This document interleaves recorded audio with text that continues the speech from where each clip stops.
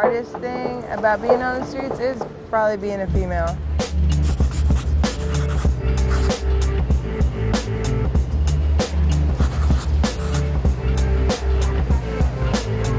If you're a woman, you like your face clean. You know, you like feeling good, smelling good. Yeah, period times are not good times for us. Hi, how are you? It is very difficult to have your period and very uncomfortable.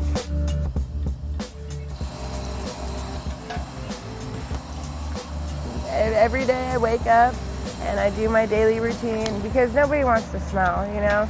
And that's kind of a big deal out here. I've been doing this for so long. I'm 27 years old. This will be my 8th winter out here straight.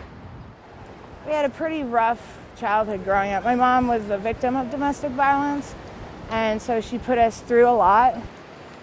I went into the system. She got custody of me again, and basically she was like, you know what? I don't want you in the system anymore, but you can't be here. I hadn't lived at home since I was, 10 years old. And I took care of myself. There was no keeping me home anyway, whether if she wanted to or not. There's so many kids that it's like they fall through the cracks, I guess. And that's kind of what happened with me.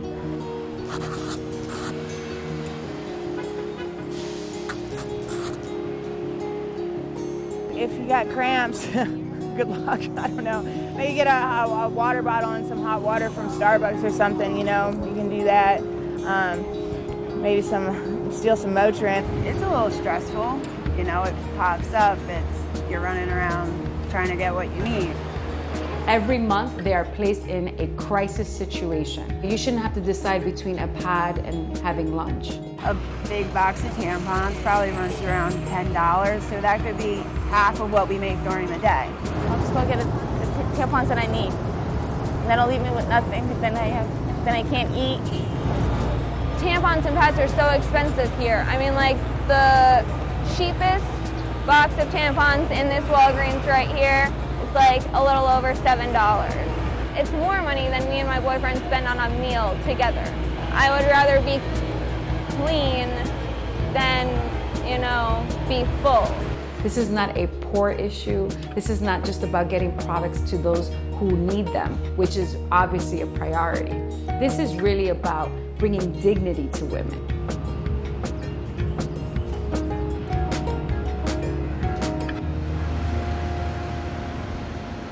I tend to flock to places like this, which is like public parks, where they have public bathrooms. I come here to Thompson Square Park, and I do my cleanup in the sink. I get a big cup, like the big McDonald's cup, and I fill it up with water. I'll actually I'll straddle it this way. You're able to pour water and use the soap and basically wash over the toilet and get a really good cleansing at the same time. That's the best way to actually get your feminine hygiene accomplished. There's little tricks that I've picked up along the way. If it's only a few minutes, like a couple of minutes, I've always just used paper towels or toilet paper or something like that. It was like a napkin from a restaurant, those big white napkins. I've used toilet paper and plastic bags. I've used towels.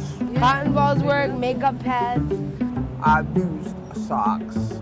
I had to ball up the sock and put it there. I had an old tank top that was bleached and I stripped it. I had to go and rinse it out, squeeze it out, dry it, put it back. Like 4 times that day. Sometimes if we didn't get things right away, we would just sit still, just sit still until we came up with something.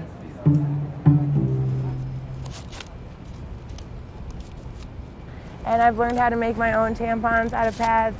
So you take the pad. I try to use tampons as much as I can, but tampons are expensive. And of course, ladies, you want to wash your hands first. People tend to, when they do give care packages, it's usually pads. And then you tie them like this. But usually they're a little longer, and then you can tie a knot here, and then you can still have the string. Basically, that's it. It produces infections. especially in some cases when women are wearing tampons for longer than they should, toxic shock syndrome. It is a health issue.